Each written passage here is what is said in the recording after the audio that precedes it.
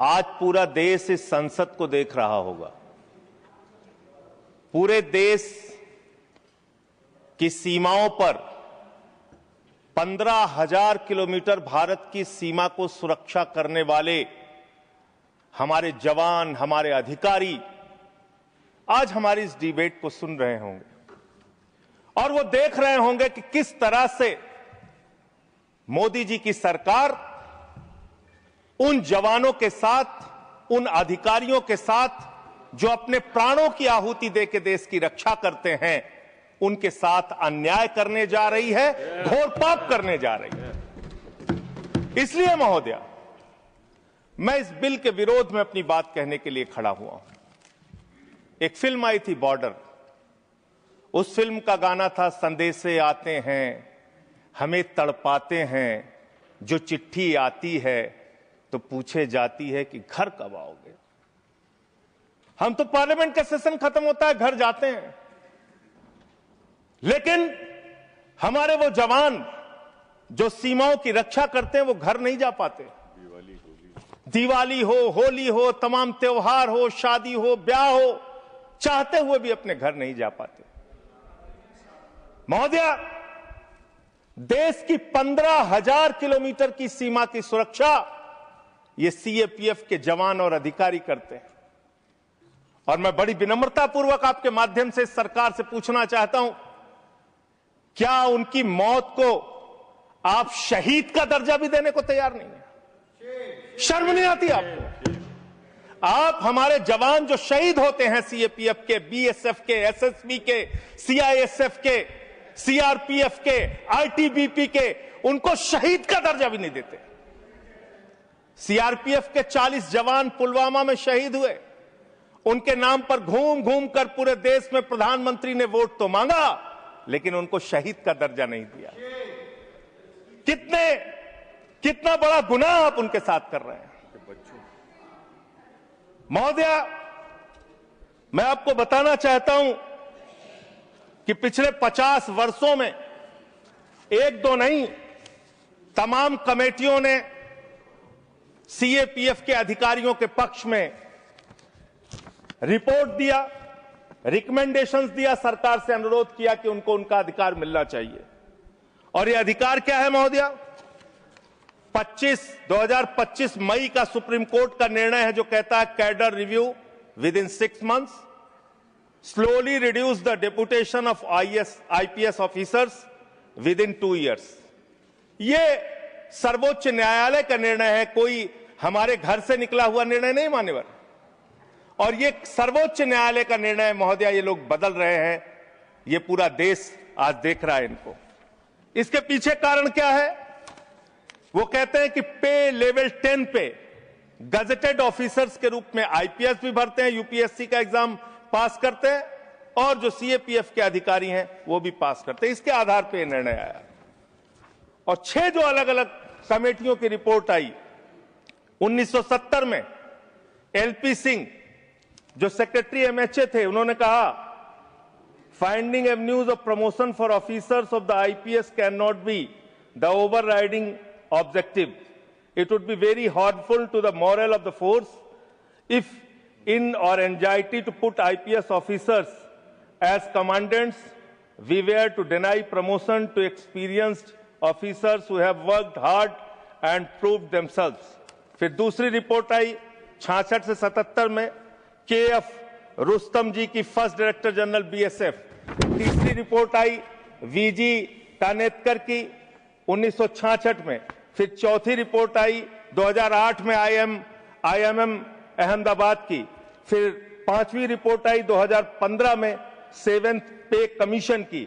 और 2 महत्वपूर्ण रिपोर्ट आई, मुझे लगता है चिदम्बरम साहब यहां नहीं बैठे होंगे, एक चिदम्बरम साहब की कमेटी की रिपोर्ट आई और एक एस्टीमेट कमेटी को चेयर कर रहे थे आपके आदरणीय पुरोधा भारतीय जनता पार्टी के पूर्व अध्यक्ष मुरली मनोहर जोशी जी।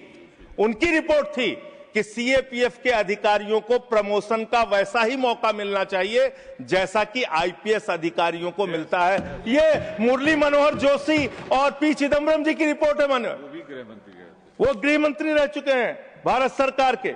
इसके अलावा अब मैं इनकी शहादत के बारे में बताना चाहता हूं। उनकी संख्या जवानों की और अधिकारियों की 11 लाख है। CRPF 3,13,678, BSF 2,92,000, CISF 1,60,000, ITBP 89,000, SSB 97,000। ये इनकी संख्या है पूरे देश में। महोदया, इनकी शहादत जो हुई है आपको जानना चाहिए, पूरे देश को जानना चाहिए कितनी बड़ी शहादत है इनकी। सीआरपीएफ के 62 जवानों ने अब तक अपनी शहादत 62 अधिकारियों ने अब तक अपनी शहादत दी है, और सभी रैंक के अधिकारियों और जवानों को मिला दिया जाए तो 2290 अधिकारियों और जवानों ने अपनी शहादत दी है। बीएसएफ के 85 अधिकारियों ने अब तक अपनी शहादत दी है, और 2014 सभी रैंक के अधिकारी और जवानों ने अपनी शहादत दी है। सीआईएसएफ के 1 अधिकारी ने अपनी शहादत दी है, और 126 सभी रैंक के जवान और अधिकारियों ने अब तक अपनी शहादत दी है। आईटीबीपी के 13 अधिकारियों ने अब तक अपनी शहादत दी है, और 182 सभी रैंक के अधिकारी और जवानों ने अब तक अपनी शहादत दी है। एसएसबी के 5 अधिकारियों ने अब तक अपनी शहादत दी है, और सभी रैंक को मिला लिया जाए तो 51 अधिकारियों ने और जवानों ने अब तक अपनी शहादत दी। वीर गति को प्राप्त हुए, उनको तो शहीद आप मानते भी नहीं हैं। महोदया, मैं कुछ बड़े हमले जो देश में हुए उसको बता के, जब 2001 में भारत की संसद पे हमला हुआ, यह संसद अगर सुरक्षित है तो हमारे 19 सीएपीएफ के जवानों की बदौलत सुरक्षित है। 9 जवानों ने अपनी शहादत दी। मुंबई अटैक में 160 जवान और लोग अपनी शहादत दी। कश्मीर में 2014 में 20 जवानों ने अपनी शहादत दी। 2014 में वेस्ट बंगाल के एक्सप्लोजन में 2 जवानों ने अपनी शहादत दी। 2015 में 10 पुलिस फोर्स के लोगों ने अपनी शहादत दी। पठानकोट में 7 जवानों ने अपनी शहादत दी। 2016 में उड़ी अटैक में 19 जवानों ने अपनी शहादत दी। अमरनाथ के अटैक में 7 जवानों ने अपनी शहादत दी। सुकमा अटैक में 9 सीआरपीएफ के जवानों ने अपनी शहादत दी, और 2019 में 40 सीआरपीएफ के जवानों ने अपनी शहादत दी। पूरे देश में उनके नाम पे आपने वोट मांगा, लेकिन उनको शहीद का दर्जा आज तक नहीं दिया। महोदया, कब से इनका मामला चल रहा है और कितना खेल आपने किया इनके साथ? आप देखिए, 2010 में सीआरपीएफ के एक असिस्टेंट कमांडेंट की भर्ती होती है, 15 साल में कोई प्रमोशन नहीं। बीएसएफ के एक जवान की असिस्टेंट कमांडेंट की भर्ती होती है, 13 साल में कोई प्रमोशन नहीं।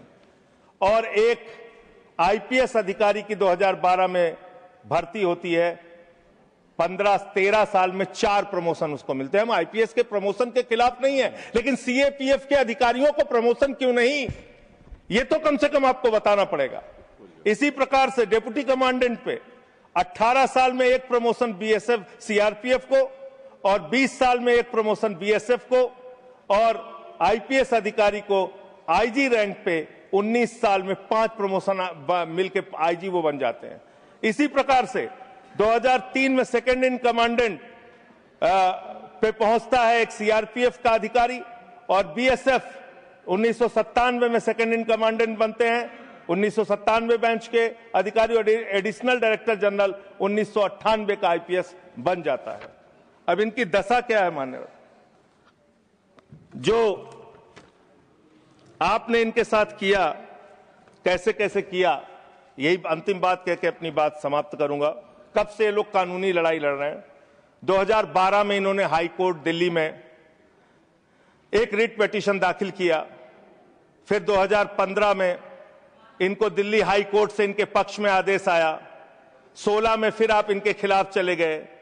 फिर फरवरी में सुप्रीम कोर्ट ने आपके आदेश, आपकी एसएलपी को रिजेक्ट किया। फिर 2 अप्रैल 2019 में फिर इनके पक्ष में आदेश आया। फिर 3 जुलाई 2019 को, सबसे महत्वपूर्ण यह है महोदया, 3 जुलाई 2019 को, मेरे ख्याल से 2 कैबिनेट मंत्री तो हैं, वो जरूर रहे होंगे उस कैबिनेट में, कैबिनेट ने पास किया महोदया, इसी सरकार के कैबिनेट ने क्या लिखा है इसमें? This would result in grant of NFFU to eligible Group A executive cadre officers of CAPF. The decision would also benefit Group A executive cadre officers of CAPF for availing the benefit of NFSG at an enhanced rate of 30% as per guidelines. ये आपके cabinet का आदेश है। Cabinet का आदेश आप खुद ही पलट रहे हैं। जो 2019 जुलाई में आपने इन अधिकारियों के पक्ष में एक निर्णय लिया, उसको आप खुद से पलट रहे हैं। महोदया, मैं आपके माध्यम से इस सरकार से कहना चाहता हूं, इन जवानों के साथ, इनके अधिकारियों के साथ ये अन्याय मत कीजिए। ये देश आपको माफ नहीं करेगा। ये भारत की सुरक्षा करते हैं, सीमाओं की सुरक्षा करते हैं, संसद की सुरक्षा करते हैं, एयरपोर्ट की सुरक्षा करते हैं। इन जवानों के साथ ये घोर अन्याय मत कीजिए। हालांकि आपको अन्याय करने की और अपमान करने की आदत है।